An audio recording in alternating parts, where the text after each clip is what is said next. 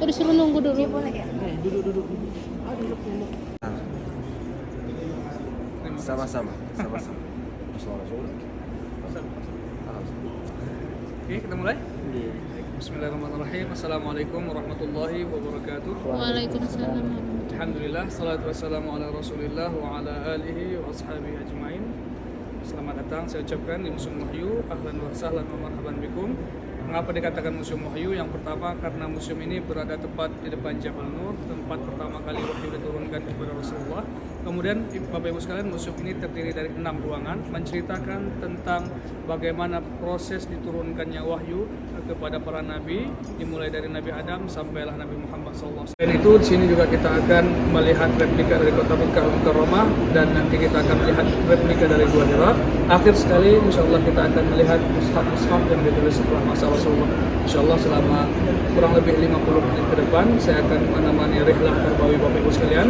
Namun sebelum kita mulai, mohon maaf sekali selama berada di ruangan museum ini dilarang mengambil foto ataupun video kecuali tempat-tempat yang nantinya telah diperbolehkan ya. Oke, selanjutnya mari kita masuk ke tempat berikutnya. Ini jamaah kita Pak, bukan?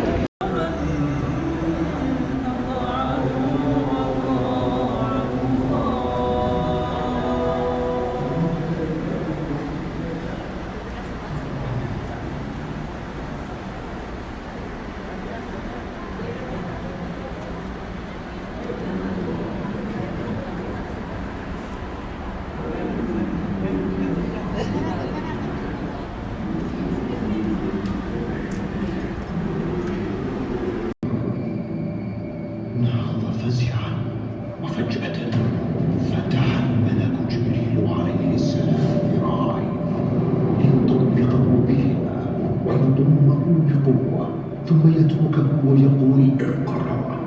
وكان محمد صلى الله عليه وسلم لا يقرأ ولا يكتب فيجيبه ما أنا بقارئ، فيأخذه مرة أخرى فيضمه بقوة ثم يتركه اقرأ يجيب ما أنا بقارئ. سكان الأرض عاشوا عالما من الدين. في الأديان تركوا عبادة الإله الواحد إلى 600 سنة مرت منذ أن رفع عيسى عليه السلام عن الأرض ولم يبعث نبي، وأخذ الناس يبدلون أحكام السماء وحلت محلها أوحال الأرض شيئا أراه ذلك المعلم الشامخ. يأتي أمارة مليئا بالأرض محاطا بالجنود والأفيال يسابق نهيمها في السماء تبينها على الأرض. وتفر قريش وقائدها عبد المطلب إلى الجبال، وتفر أصواتها إلى السماء تدعو اللهم إن العبد يمنع وأسجد له ملائكته وعلمه الأسماء كلها. وهناك ابتدأ الإنسان يستمد علمه apa gerangan peristiwa yang dialami, dan Nabi pun menceritakan, Nabi mengatakan aku khawatir dengan diriku.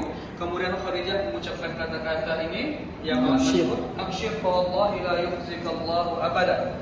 Tenanglah suamiku, demi Allah sesungguhnya Allah tidak akan pernah mengecewakan engkau selama-lamanya.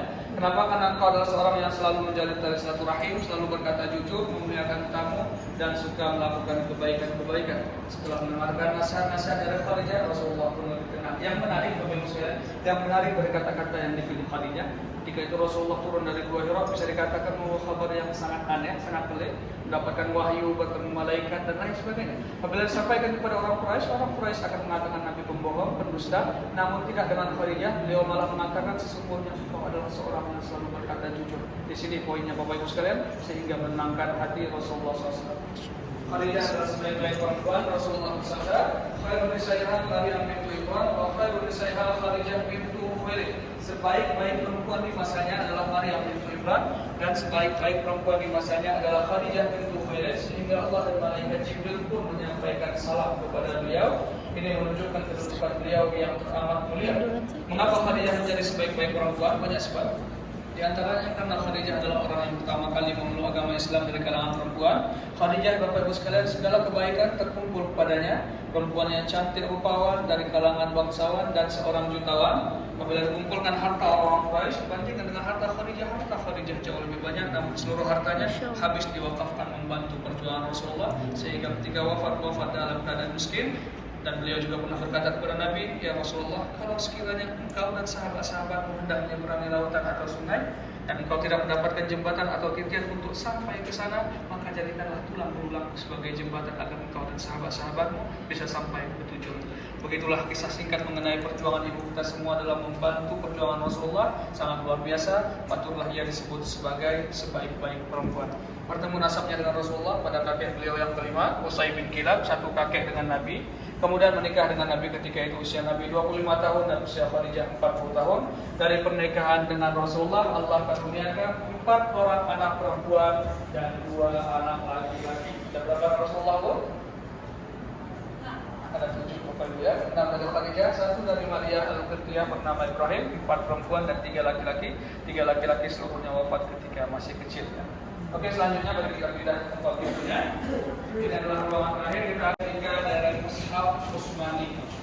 Mushaf yang kita baca sekarang itu seluruhnya Mushaf Utsmani namanya. Dan diserahkan kepada Sayyidina Utsman bin Affan, khalifah ketiga setelah Abu Bakar dan Umar. Pada masa beliau, pemerintahan Islam luas, cara membaca Al-Quran berbeda-beda. Maka Sayyidina Utsman mengumpulkan para ahli untuk menulis mushaf berdasarkan bahasa Arab Quraisy yang bisa dijadikan sebagai acuan untuk qiraah syarah atau qiraah sabah.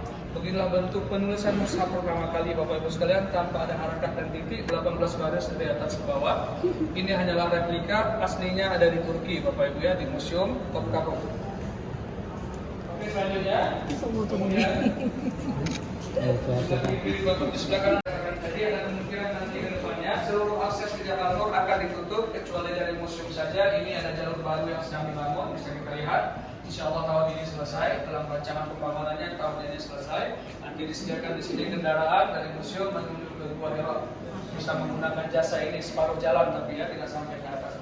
Dan insya Allah dalam rancangan pembangunan nanti di sini akan dibangun Indonesia, dan di sini saya mahasiswa di Jamiah Ummul Qura Mekah. Terima kasih atas perhatiannya. Yang benar dari Allah dan yang salah dari diri saya sendiri. Billahi taufiq wal hidayah. Assalamualaikum warahmatullahi wabarakatuh. Bayar ya 5 real.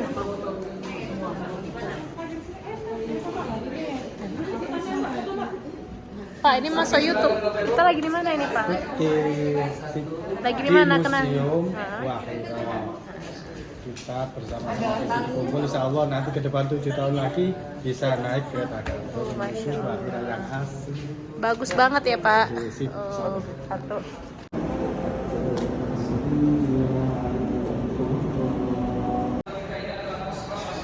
Ditulis oleh seorang perempuan berasal dari Pakistan bernama Nassim Akbar.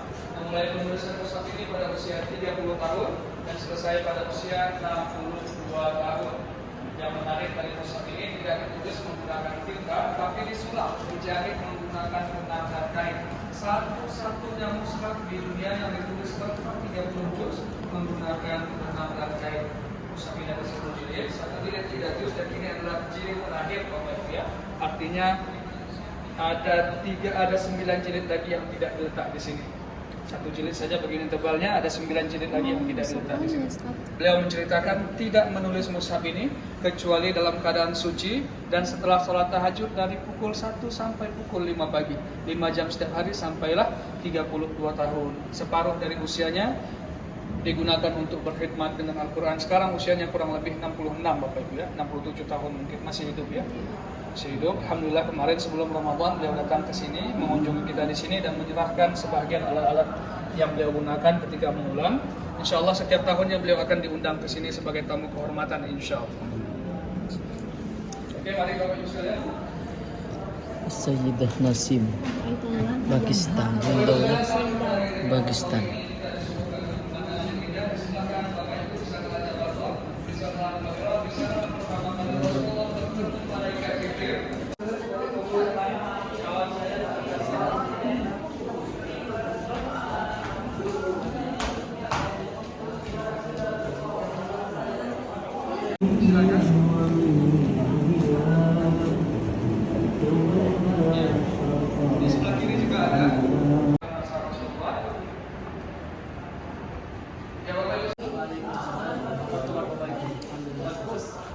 Bagus. Bagaimana misalnya? Bagus Luar biasa, bagus. Luar biasa. اشرح لنا المسألة نجيب مقابلة قسم الصلاة إذا حابين يكتبون يحطون للحور معطرات سجادات. Ya Bapak Ibu sekalian, selamat datang di stand terakhir bagi yang ingin berbelanja dan menghabiskan uangnya. Di sini disediakan berbagai macam souvenir dan cenderamata seperti botol minum, gelas dan lain sebagainya. Ini boleh diukir nama nanti bersama kawan saya ini. Bisa mengukir nama di sajadah juga, di cincin, gelang dan lain sebagainya. Baik nama sendiri ataupun nama orang yang disayangi. Kemudian ada juga parfum dengan Nggak ada berbagai pula yang varian dan disayangi. sajadah dengan berbagai motif. Nggak ada pula yang disayangin. Mungkin tidak Bapak Ibu temukan kecuali di museum ini saja dengan harga yang sangat terjangkau karena sedang ada diskon 30 sampai 50%. Contohnya ini Bapak Ibu sekalian, sajadah sangat bagus. Ada motif سجادة روضة roda. ديزاين روضة دي ساتو 50 ريال 3 بيجي berapa 150 ريال بالديسكونت 100 ريال pilih 2 1 gratis campur boleh hijau boleh merah Sharing boleh. aja, sharing. Ya Bapak Ibu sekalian, ini motif roda. Dia Insya udah Allah ada akan gini. mengingatkan masa-masa indah Bapak Ibu selama sholat sholat qiyamul lail selama di Masjid Nabawi. Mushaf ini sajadah ini sangat bagus, tebal. Insya Allah Bapak Ibu sekalian kalau beli ini insya Allah akan tahan sampai 7 turunan kalau disimpan di lemari ya, kalau tidak dipakai. Selanjutnya Bapak Ibu sekalian, bagi yang ingin wakaf di sini disediakan sudah roda belum Bapak Ibu sudah ke Raudhah, sudah ke Madinah.